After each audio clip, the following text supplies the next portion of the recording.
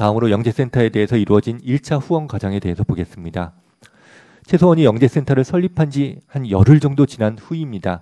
2015년 7월 25일 날 대통령인 피고인은 이재용과 단독 면담을 하면서 이재용에게 동계올림픽 메달리스트들을 활용하는 사업이 있는데 좀 지원해달라고 요구를 했습니다. 앞서 본 바와 같이 영재센터가 동계올림픽 메달리스트들을 이사진으로 해서 설립된 사실을 생각해보면 대통령이 지원을 요구한 동계올림픽 메달리스트들을 활용하는 사업은 바로 최소원이 설립한 영재센터를 지칭한다고 볼 수밖에 없다고 판단이 됩니다.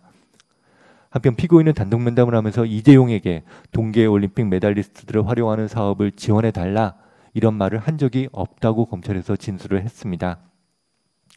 그러나 이재용 부회장은 관련 사건 법정에서 대통령이 단독 면담에서 그와 같은 요구를 했다고 일관되게 진술을 했습니다. 이재용이 그에 관해서 거짓말을 할 이유나 동기가 있다고 보기도 어렵습니다.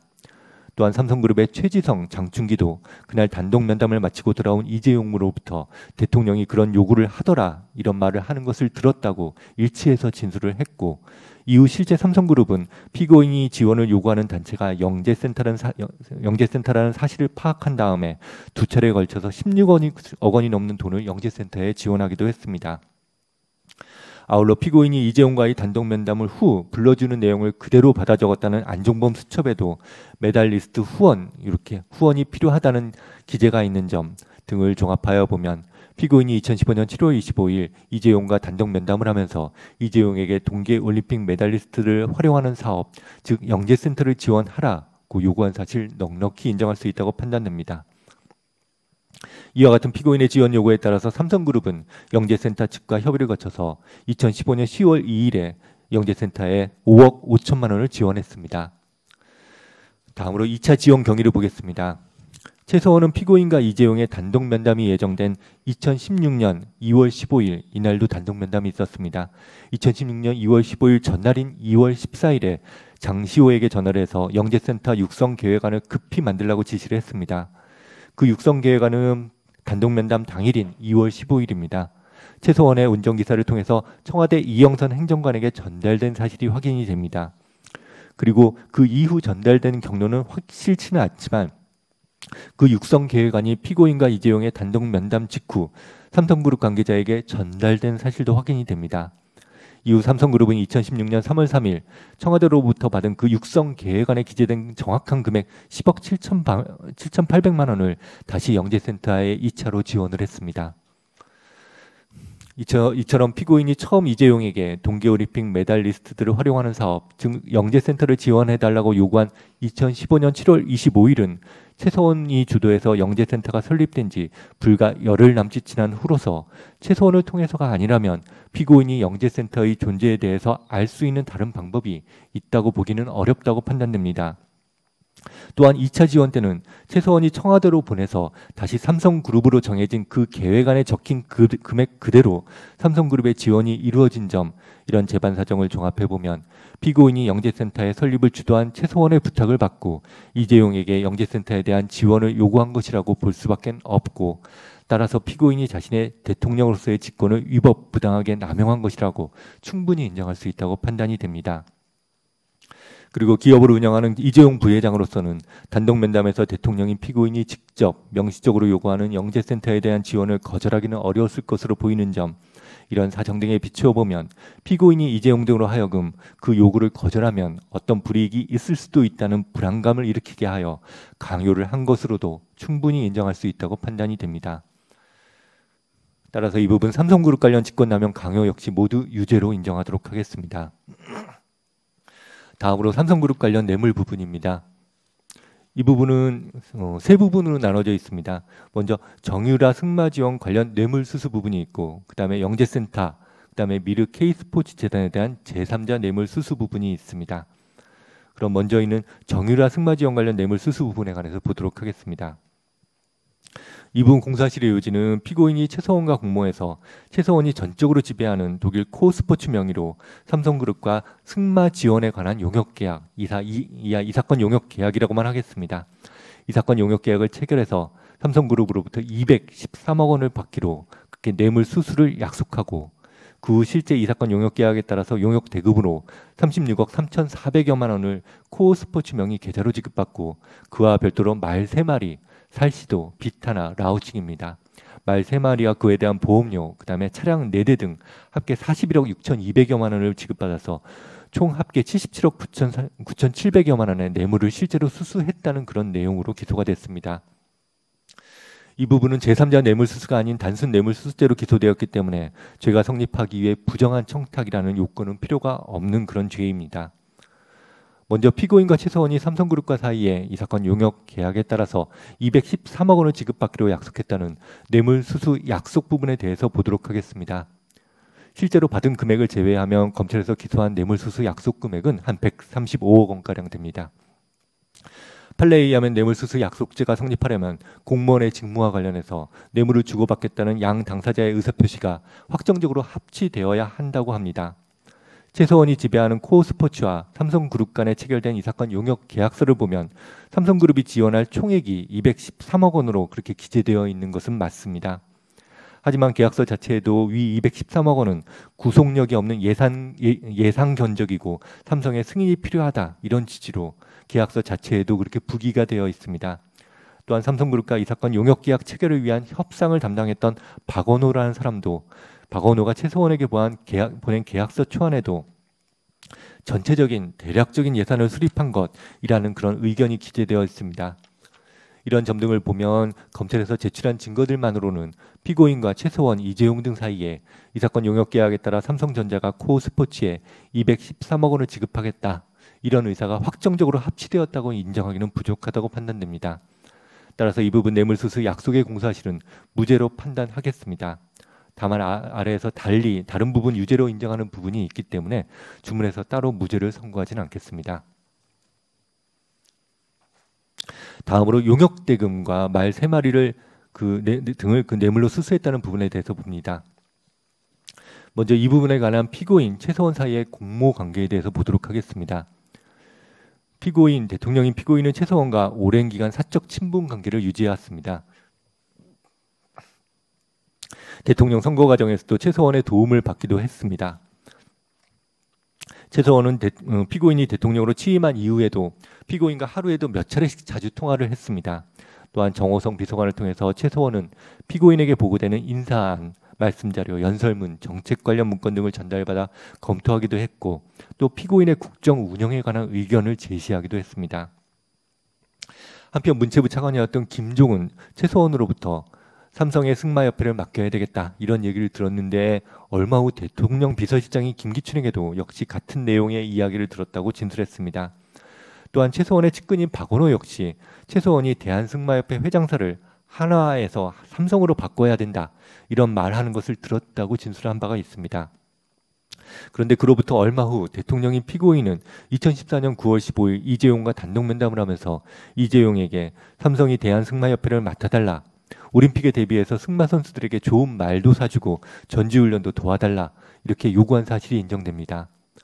이러한 사정을 종합하면 최서원이 피고인에게 요청해서 피고인이 삼성그룹의 이재용에게 대한승마협회 회장사의 인수, 그다음에 승마 종목의 올림픽 출전 지원 등을 요구한 것으로 볼 수밖에 없다고 판단이 됩니다. 그 후에 문체부 제2차관 김종은 2015년 1월 9일 날 피고인과 면담하는 자리에서 피고인으로부터 정유라 같이 운동을 열심히 하고 잘하는 학생을 정책적으로 잘 키워야 한다 이렇게 말하는 것을 들었고 그와 같이 피고인이 직접 정유라의 이름을 거론하는 것을 듣고 피고인이 최서원과 매우 가깝고 최서원의 딸인 정유라를 아낀다는 생각을 하게 되었다고 진술한 바 있습니다. 한편 최서원은 2015년 7월경 박원호에게 대한승마협회의 문제점 등이 무엇인지 물어봤고 이에 박원호는 삼성그룹이 승마협회를 맡은 이후 올림픽 지원 등은 물론이고 예산 지원도 하지 않고 있다. 삼성에서 파견된 이모 씨, 권모 씨 등 그 임원들이 문제가 많으므로 그 임원들을 교체해야 한다. 이런 의견을 최서원에게 말을 했습니다. 그런데 그 직후인 2015년 7월 25일 대통령인 피고인은 이재용과 단독 면담을 하면서 이재용에게 삼성이 승마협회 운영을 제대로 못하고 있다. 제대로 지원하라고 강하게 질책하면서 승마협회 임원인 아까 얘기했던 이모, 권모 씨의 이름까지 구체적으로 거론하면서 이들을 다른 사람으로 교체하라고 요구를 했습니다. 이러한 사정을 종합해보면 피고인은 최서원으로부터 삼성이 승마 지원을 제대로 안 하고 있다는 등의 승마협회의 문제점 등을 듣고 이재용에게 그 내용을 전달하면서 질책하고 승마협회 임원까지 교체하라고 요구한 것으로 볼 수밖에 없다고 판단이 됩니다. 한편 대통령이 피고인은 2015년 7월 25일 날 이재용과 단독 면담을 하면서 이재용에게 기왕 승마협회를 맡으셨으니 잘 운영하시라 이런 말만 했을 뿐이지 이재용을 질책하거나 승마협회 임원을 교체하라는 말을 한 적이 없다고 그렇게 검찰에서 진술을 했습니다. 그러나 이재용은 관련 사건 법정에서 당시 피고인으로부터 승마협회 운영을 잘못하고 있다고 질책을 받았고 피고인이 이모 씨, 권모 씨의 이름까지 직접 거론하면서 교체를 지시했다고 진술을 했습니다. 또한 삼성그룹의 최지성 장충기도 단독 면담을 마치고 돌아온 이재용으로부터 그와 같은 내용을 전해 들었다고 일치해서 진술하고 있는 점, 실제로 이재용 등은 단독 면담 이틀 후에 회의를 열어서 피고인이 지시한 대로 대한승마협회 임원을 교체하기로 결정했고 또한 최서원과 이 사건 용역 계약을 체결하는 등 승마 지원에 본격적으로 적극적으로 나섰던 점, 이재용과의 단독 면담 후에 피고인이 불러주는 내용을 그대로 적어두었다는 안종범 수첩에도 승마협회, 이모, 권모, 교체, 승마협회 예산 지원, 사업 추진이 안 되고 있다. 이런 내용이 기재되어 있는 점 등을 종합해보면 피고인이 이재용과 단독 면담을 하면서 이재용에게 승마협회 지원이 안 되고 있다고 질책을 하고 협회 임원 교체도 요구한 사실을 넉넉히 인정할 수 있다고 판단이 됩니다. 이와 같은 피고인의 지시를 받은 이재용은 최지성, 장충기, 박상진 등과 대책회의를 했습니다. 그런 과정에서 피고인이 원하는 것이 정유라에 대한 승마 지원임을 파악하고 그중에 박상진 사장은 즉시 정유라의 후원자 역할을 하고 있던 박원호를 만나서 정유라를 포함해서 승마 선수들을 지원할 테니 계획을 만들어달라고 한 후 최서원이 직접 설립해서 개인 기업과 같이 운영하고 있던 독일 코어 스포츠와 사이에 이 사건 용역 계약을 체결한 다음 그에 따라서 용역 대금으로 삼성전자 자금으로 무려 36억 원이 넘는 돈을 코스포츠 명의 계좌로 송금을 해주었습니다. 피고인은 대통령으로서 기업 활동 전반에 영향력을 미칠 수 있는 광범위하고 막강한 권한을 가지고 있습니다. 그런 피고인이 최서원과 공모해서 대기업 총수인 이재용에게 요구해서 은밀한 방법으로 최서원을 통해 승마 지원을 위한 용역 대금 명목으로 거액의 돈을 받았는데 이는 대통령인 피고인의 직무와 대가관계에 있는 뇌물이라고 볼 수밖에 없다고 판단됩니다. 이상에서 보는 바와 같이 피고인이 최서원과 공모해서 삼성그룹으로부터 코어스포츠 명의 계좌로 받은 용역대금 36억 3,400여만 원 부분은 유죄로 인정하기 충분하다고 판단이 됩니다. 다음으로 피고인과 최서원이 살시도, 비타나, 라오신 등 말 3마리를 뇌물로 받았다는 공소사실 부분에 대해서 보겠습니다. 우선 검찰은 이 사건 용역계약 체결 당시부터 향후 구입할 말을 피고인과 공모한 최서원의 소유로 한다. 이런 내용의 의사의 합치가 있었다는 취지로 주장을 하고 있습니다. 그러나 이 사건 용역계약서에 보면 용역계약에 따라 구매한 말과 차량들은 모두 삼성전자 단독 소유로 한다고 명시되어 있고 그 후 삼성이 처음 구입한 살시도라는 말이 있는데 살시도의 소유권을 표시하는 패스포트라는 것에도 삼성전자가 소유자로 기재되어 있으며 삼성전자의 자산관리대장에도 살시도가 삼성전자의 유형자산으로 계상된 점, 이런 점에 비추어 보면 검찰이 제출한 증거만으로는 이 사건 용역계약 체결 당시부터 향후 구입할 말을 최서원의 소유로 한다는 의사의 합치가 있었다고 인정하기는 부족하다고 판단됩니다. 다음으로 이 사건 용역계약 체결 이후에 말을 최서원의 소유로 한다는 의사의 합치가 있었는지 여부에 대해서 보겠습니다. 대법원 판례에 의하면 뇌물로 제공되는 물건의 소유자 명의가 누구로 되어 있든지 간에 그 물건을 받은 사람이 그에 대한 실질적인 사용권한, 처분권한을 가지고 있다면 그 물건을 뇌물로 취득한 것으로 보아야 한다고 판례는 판시하고 있습니다. 먼저 3마리 중 살시도 말에 대해서 보겠습니다. 피고인의 측근이던 박원호는 삼성그룹이 살시도가 삼성의 소유임을 좀 확실히 하기 위해서 최서원에게 마필 위탁관리 계약서를 작성해달라고 요구하자 최서원이 화를 내면서 이재용이 대통령을 만났을 때 말을 사준다고 했지 언제 빌려준다고 했냐 이렇게 말을 했고 그 다음에 삼성전자의 박상진 사장에게 독일로 당장 들어오라고 하라고 지시했다고 진술을 했습니다. 이와 같은 요구를 받은 박상진은 박원호에게 내가 최서원이 오라고 하면 오고 가라고 하면 가는 그런 사람이 아니다. 그까진 말 몇 마리 사주면 된다. 이런 말을 했고 2015년 11월 15일에는 박원호에게 기본적으로 원하는 대로 원하는 대로 해드리겠다는 것이다. 결정하시는 대로 지원해드리겠다는 것이 우리 입장. 이런 내용의 문자 메시지를 보냈습니다. 이런 사정을 종합해보면 최서원이 화를 내면서 박상진에게 독일로 올 것을 요구한 것은 말의 소유권이 대외적, 형식적으로는 삼성전자에 있지만 실질적 대내적으로는 최서원 자신에게 있다고 그렇게 인식하고 있던 최서원이 삼성전자 측에서 이 사건 용역계약서, 그 다음에 패스포트의 기재를 넘어서 마필 위탁관리 계약서의 작성까지 요구하자 그러한 요구가 최서원의 인식과 달리 말의 소유권이 삼성전자에 있음을 확인하기 위한 것으로 보고 박상진과 만나서 말의 실질적인 소유권이 최서원 자신에게 있음을 확실히 하려고 했기 때문이라고 판단됩니다. 그리고 박상진 역시 최서원의 그와 같은 인식 그리고 자신을 독일로 오라는 이유에 대해서 충분히 알고 있었다고 보이고 그와 같은 상황에서 말의 소유권 기속 문제에 대해서 결정할 권한이 있었던 박상진이 박원호에게 그까지 말 몇 마리 사주면 된다고 말하고 기본적으로 원하시는 대로 해드리겠다는 것, 결정하시는 대로 지원해드리겠다 라는 내용의 문자 메시지를 보낸 것은 말의 소유권을 비롯한 최서원의 요구를 모두 받아들이겠다는 의사를 표시한 것으로 볼 수밖에 없다고 판단이 됩니다. 따라서 최서원과 박상진 사이에는 그 2015년 11월 15일경 무렵 살시도 그 다음에 앞으로 구입할 말들을 실질적으로 최서원의 소유로 한다는 데 대한 의사의 합치가 있었다고 봄이 상당하다고 판단됩니다. 이와 같은 점은 그 후에 벌어진 객관적인 상황을 보면 더욱 뚜렷이 알 수 있습니다. 즉 삼성은 그 이후 추가 구입한 비타나 라우싱을 추가 구입했는데 그 비타나 라우싱 등의 말은 최초로 구입한 살시도와는 달리 말의 소유자를 표시하는 패스포트에 삼성이 소유주로 기재되지도 않았고 삼성 내부 기한문에도 소유주에 관한 기재가 삭제가 됐습니다. 또한 최서원이 설립한 코어스포츠의 직원들도 외부인들이 방문하는 것에 대비해서 공식적으로는 우리가 비타나 말 빌려서 탄다. 다들 그리 알고 있어요. 그런 내용의 문자 메시지를 주고받은 것도 드러났습니다. 가장 결정적으로는 2016년 9월 29일 최서원은 삼성 측과 살시도 비타나를 다른 말과 교환하는 문제를 의논했습니다. 근데 이를 전해 들은 삼성의 박상진은 그 말 교체에 반대하는 의견을 표시했습니다. 그럼에도 불구하고 최서원은 그대로 다음날 안드레아스라는 사람이 운영하는 헬그 스트란트와 사이에 살시도 비타나를 블라디미르 스타샤라는 말과 교환하는 내용의 교환 계약을 체결했습니다. 그런데 삼성 측은 그 교환 계약 체결 사실을 알고도 그 안드레아스에게 왜 삼성 소유 말인데 소유자도 아닌 최서원과 교환 계약을 했느냐 이렇게 항의하는 등 살시도나 비타나의 소유자라면 당연히 해야 할 조치나 항의를 전혀 하지 않았습니다.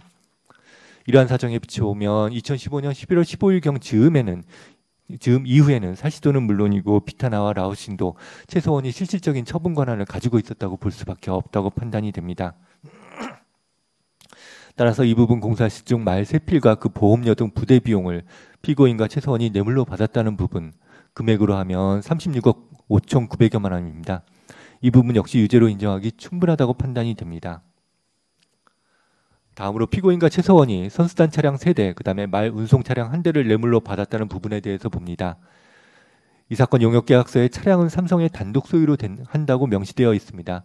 삼성의 내부 기한문에도 차량의 소유자는 삼성으로 되어 있고 실제 삼성전자와 코스포츠는 그 차량 4대에 대해서 차량의 소유권이 삼성전자에 있음을 확인한다는 내용의 확인서를 작성해서 독일에 있는 차량 등록소에 제출하기까지 했습니다.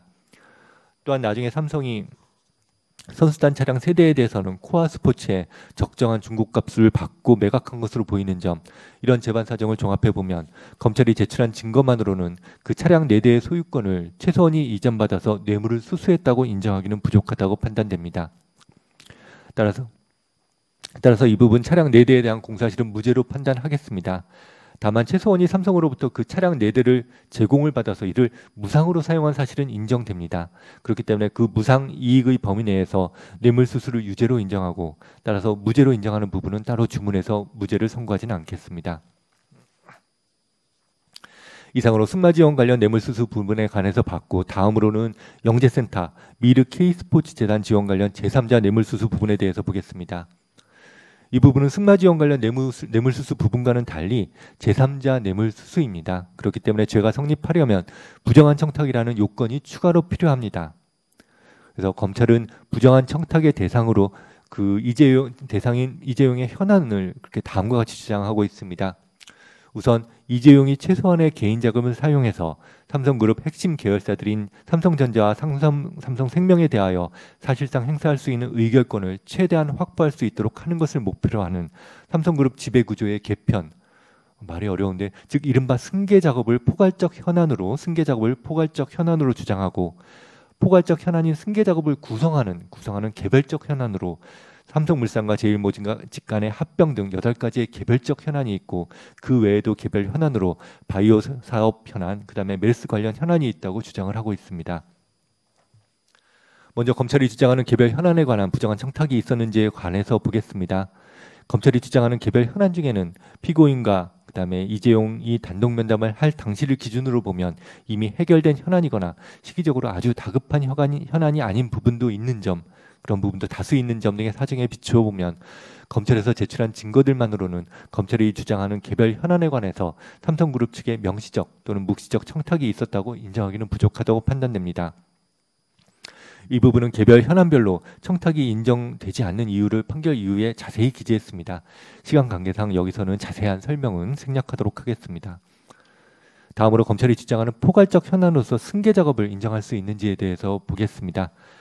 지금 뭐 신문 보도나 언론, 그다음에 그 경제 전문가들이 삼성그룹의 승계 작업에 대해서 보도하는 거, 그다음에 그 언급하는 걸 자세히 자주 봅니다. 또 실제 일반인 입장에서는 삼성그룹의 승계 작업이 필요하고 당연히 진행되고 있는 거 아니냐, 이렇게 생각할 수도 있을 것 같습니다. 그러나 피고인의 형사 책임을 논하는 법정에서 제3자 뇌물수수의 구속 요건 중 중요한 일부를 구성하는 부정한 청탁의 대상이 되는 승계 작업은 그 개념이 명확해야 되고, 그다음에 합리적 의심을 할 여지가 없을 정도로 증명력을 가진 증거에 의해서 증명되어야 합니다. 그런 기준을 놓고 볼 때 검찰에서 제출한 증거들만으로는 검찰이 포괄적 현안의 내용을 이루고 있다는 그 개별 현안들의 진행 자체가 이 부분 공사시와 같이 승계 작업을 위해서 이루어졌다거나 이재용의 안정적 경영권 승계라는 목표를 위해서 검찰이 주장하는 순서대로 개별 현안들이 추진되었다고 인정하기는 부족하다고 판단됩니다. 나아가 설령 검찰이 주장하는 내용과 같은 승계 작업이 존재한다고 하더라도 대통령인 피고인이 그 개념과 내용을 뚜렷하고 명확하게 인식하고 그에 관한 자신의 직무 집행이 삼성그룹에 대한 지원 요구와 대가 관계에 있다는 점을 인식했다고 보기도 어렵다고 판단됩니다. 또한 앞서 본 바와 같이 검찰이 주장하는 개별 현안에 대해서 묵시적 또는 명시적 부정한 청탁이 있었음을 인정하기 어려운데, 그 개별 현안들을 구성 요소로 하는 포괄적 현안이라는 승계 작업에 대해서는 명시적, 묵시적 청탁이 있었다고 보는 것도 논리적으로 맞지 않다고 판단됩니다. 이상의 이유로 피고인과 이재용 사이에 부정한 청탁이 있었음을 전제로 하는 영재센터 및 미르 K스포츠 재단 지원 관련 제3자 뇌물수수의 공소사실은 모두 무죄로 판단하도록 하겠습니다.